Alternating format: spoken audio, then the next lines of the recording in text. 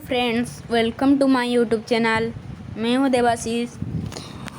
आज हम पढ़ने वाले हैं NCERT class 7 science chapter 1 nutrition in plants.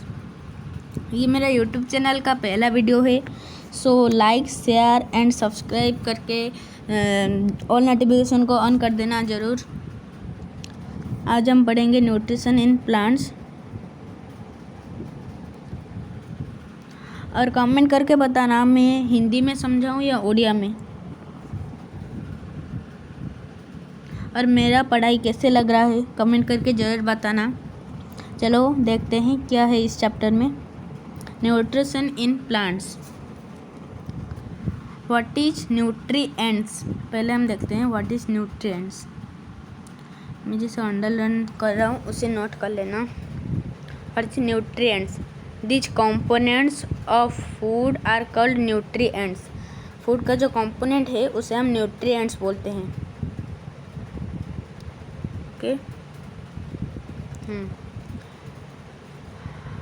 Then all living organism require food. All living organism food require करते हैं जीने के लिए। Plants can synthesize food for themselves, but animal including human cannot. जो प्लांट्स होते हैं ना, जो पेड़ पौधे, वो खुद का फूड खुद ही बनाते हैं, पर एनिमल्स खुद का फूड खुद नहीं बनाते। वो फूड के लिए प्लांट्स के ऊपर डिपेंड करते हैं। They get it from plants और animals that eat plants. Thus human and animals are directly और indirectly depend on plants. Animals जो होते हैं ना, वो प्लांट्स के ऊपर डायरेक्टली और इनडायरेक्टली डिपेंड करते हैं। फिर हम देखते हैं mode of nutrition in plants.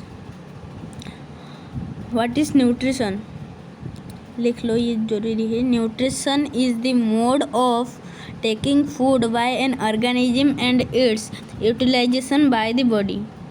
The mode of nutrition in which organism make food themself from simple substance is called autotrophic. Auto मतलब सेल्फ। जो खुद का फूड खुद बनाते हैं उसे हम बोलेंगे ऑटोट्रॉफ्स। ओके। जो खुद का फूड खुद बनाते हैं, जैसे कि plants are called autotrophs. Auto मतलब सेल्फ।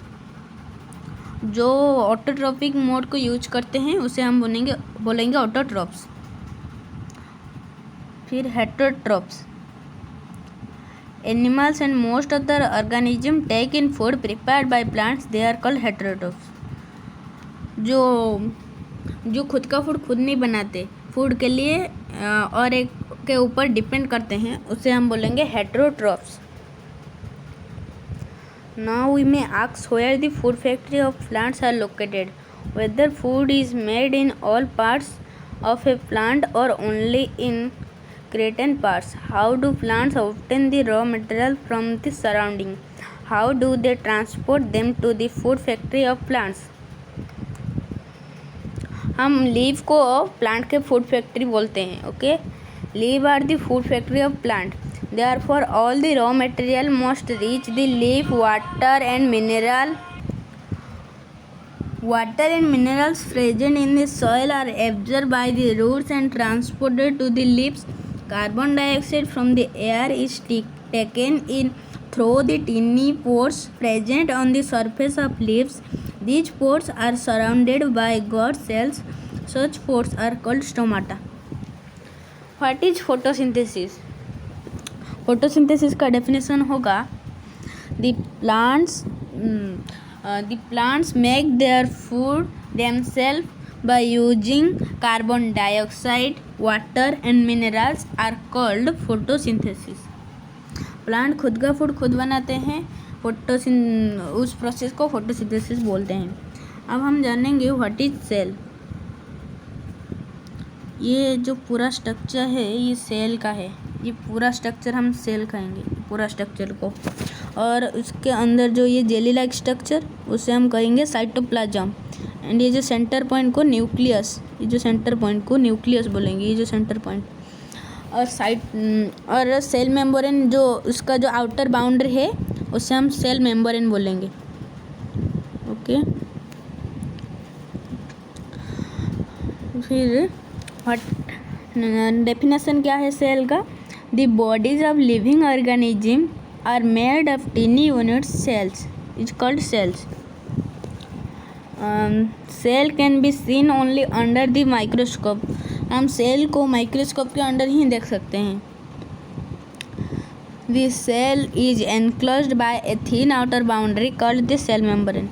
ये जो सेल है वो जो उसके आउटर बाउंड्री उसे हम सेल मेम्ब्रेन बोलेंगे. Centrally located spiracle structure called the nucleus. इसका जो सेंटर स्पाइरिकल स्ट्रक्चर देख रहे हो ये है nucleus. The nucleus is surrounded by A jelly like structure is called cytoplasm. Jelly like substance is called cytoplasm. ये जो जेली लाइक सब्सटेंस है न्यूक्लियस के पास में उसे हम बोलेंगे cytoplasm.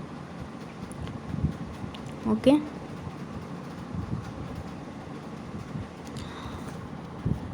Water and minerals are transported to the leaves by the vessels which run like pipes through the root, the stem, the branches and the leaves. They form a continuous path or passage for the nutrients to reach the leaf. They are called vessels. You will learn more about transport of materials in plants in chapter 11. हम chapter 11 में और उसके बारे में पढ़ेंगे. The leaves have a green pigment called chlorophyll. What is chlorophyll? जो leaf में एक ग्रीन पिगमेंट होता है उसे हम बोलेंगे chlorophyll. It help leaf to capture the energy of sunlight. ये सनलाइट को कैप्चर करने में मदद करता है. This energy is use to synthesis. Synthesis का मतलब क्या है? Prepare food from carbon dioxide and water. Since the synthesis of food occur in the presence of sunlight, it is called photosynthesis. Photosynthesis क्या है समझ गए? So we photo मतलब light, synthesis मतलब to combine. So we find that chlorophyll, sunlight, carbon dioxide and water are necessary to carry out the process of photosynthesis. It is a unique process on the earth. The solar energy is captured by the leaves and stored in the plant in the form of food. The sun is the ultimate source of energy for all living organisms.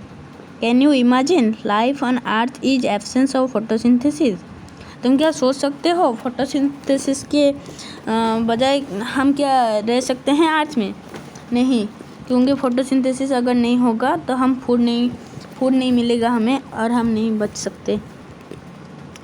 In the absence of photosynthesis, there would not be any food. The survival of almost all living organisms directly or indirectly depend upon the food made by the plants. Besides oxygen, which is essential for this survival,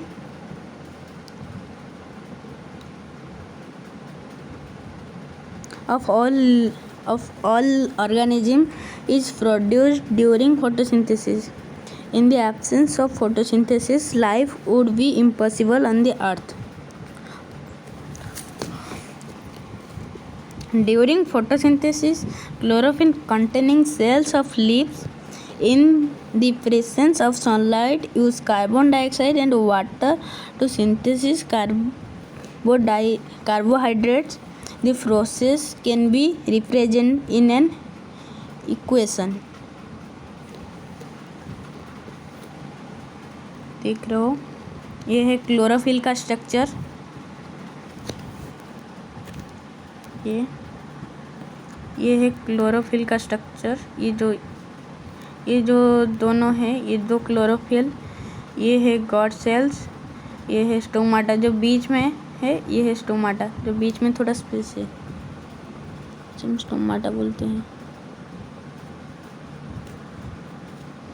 फिर what is guard cell? ये देख रहे हो guard cell का structure. थोड़ा रुको. ये guard cell. ये गॉड सेल जो ये है गॉड सेल और ये है स्टोमाटा ओपनिंग. ओके. हाँ फिर देखते हैं. चलो ये देखो इधर